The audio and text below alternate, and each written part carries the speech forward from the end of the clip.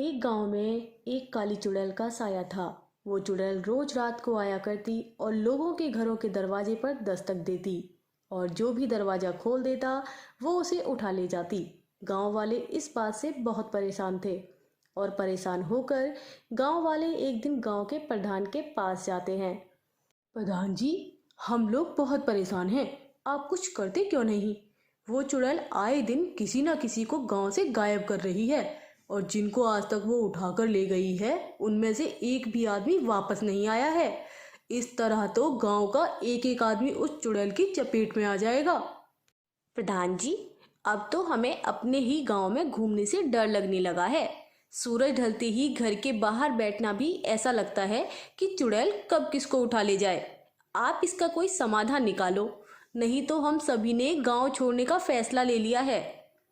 लेकिन मैं तो आप सभी लोगों की तरह एक इंसान हूँ, मैं क्या कर सकता हूँ इस मामले में? गांव वालों और प्रधान की बात सुनकर भीड़ में से एक आदमी बोलता है, जिसका नाम रामलाल होता है।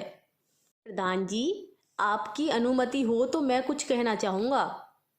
हाँ हाँ रामलाल, क्यों नहीं। अगर तेरे पास इस बात का कोई समाधान है तो ज़रूर बता। प्रधान जी, गांव के बाहर वाले जंगल में एक साधु बाबा रहते हैं।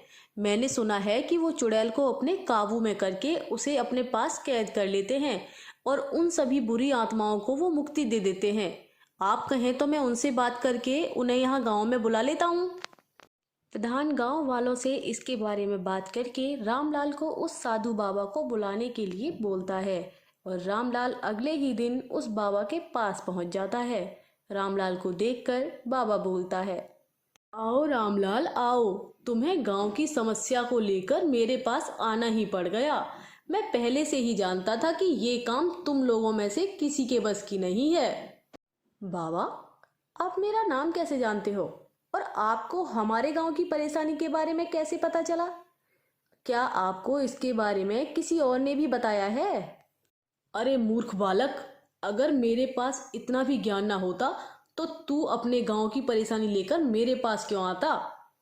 रामलाल और बाबा जंगल से गांव की तरफ चल देते हैं, और बाबा गांव में पहुंचकर गांव में हवन करता है और चुड़ैल को अपने सामने बुलाने की कोशिश करता है। लेकिन चुड़ैल बाबा की शक्तियों से ज़्यादा ताकतवर होती है, और बाबा की पूजा पाठ का चुड़ैल पर कोई असर नहीं होता। ये चुड़ैल बहुत ही ज़्यादा ताकतवर है, मेरी शक्तियाँ इस पर काम नहीं कर रही हैं।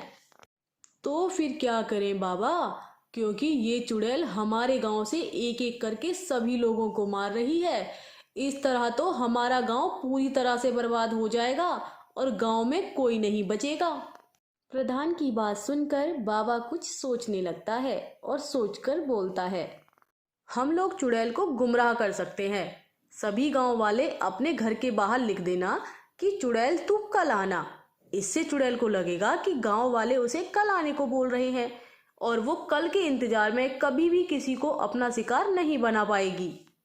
बाबा की बात मानकर सभी गांव वाले अपने अपने घर के बाहर चुड़ैल तू कल आना लिख देते हैं, और रात को जब चुड़ैल गांव में आती है तो चुड़ैल तू कल आना पड़ती है और बोलती है,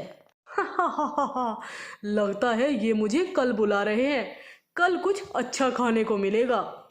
उसके बाद चुड़ैल दूसरे घर पर जाती है और उसे वहां भी यही लिखा हुआ मिलता है। फिर चुड़ैल एक एक करके पूरे गांव में घूमने लगती है, लेकिन सभी के यहाँ एक ही बात लिखी होती है, चुड़ैल तू कल आना। और चुड़ैल ये पढ़कर वापस लौट जाती है। अगली सुबह जब गांव से कोई भी गायब नहीं होता है तो गांव वाले बहुत खुश हो जाते हैं। अरे भैया, बाबा की बात तो सच निकली। देखो, आज हमारे गांव से कोई भी गायब नहीं हुआ। लगता है अब हमें उस चुड़ैल से छुटकारा मिल गया है। गांव वाले बहुत खुश होते हैं। उसी गांव में एक बदमाश लड़का भी रहता था, जिसका नाम किशोर होता है। वो सभी आने जाने वालों को छेड़ा करता था। एक दिन गांव में रहने वाली कविता उसके सामने से गुजरती है तो किशोर उसे छेड़ने लगता है। अरे कहाँ चली अकेले अकेले, हमें भी साथ ले लो। हा हा हा हा। तेरी हिम्मत कैसे हुई मुझसे ऐसे बोलने की? देख मैं तेरी कैसे अकल ठिकाने लगाती हूँ। हाँ ठीक है, मैं यहीं मिलूंगा, अपनी अकल के साथ आ जाना। मैं भी तो देखूं कि तुम मेरी अकल को कैसे ठिकाने लगाती हो। कविता किशोर के घर जाती है। चुड़ैल तू कल आना को साफ करके चुड़ैल तू आना लिख देती है और वहां से चली जाती है। रात को जब चुड़ैल गांव में आती है तो किशोर के घर पर चुड़ैल तू आना लिखा देखकर खुश हो जाती है। हा हा हा हा, आज मेरा इंतजार खत्म हुआ। लगता है ये आदमी मुझे आज बुला रहा है। आज तो मेरा दिन अच्छा है। बहुत दिनों के बाद कुछ खाने को मिलेगा। ये सोचकर चुड़ैल किशोर के घर का दरवाजा खटखटाती है और किशोर बाहर आता है। किशोर चुड़ैल को देखकर डर जाता है। अरे बाप रे, ये तो वही चुड़ैल है। चुड़ैल जी, आप यहाँ क्या कर रही हैं? और आपने मेरे दरवाजे पर दस्तक क्यों दी है?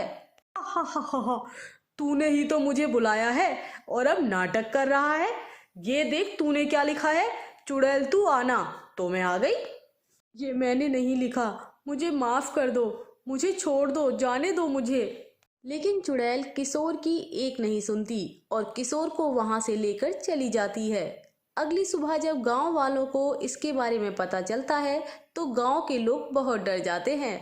अरे भाई, तुम्हें पता लगा? किशोर को चुड़ैल उठाकर ले गई है। लगता है वो चुड़ैल वापस आ गई है हमारे गांव में। वो अब हम सभी को मार डालेगी। रामू भाई, ये तो ठीक ही तो हुआ। वैसे भी वो धूर्त किसी काम का नहीं था। आए दिन गांव की लड़कियों को परेशान करता रहता था। बात तो आपकी भी सही है रामलाल भाई, लेकिन इससे ये भी तो पता चलता है कि अब हम लोगों की जान भी इस समय खतरे में है।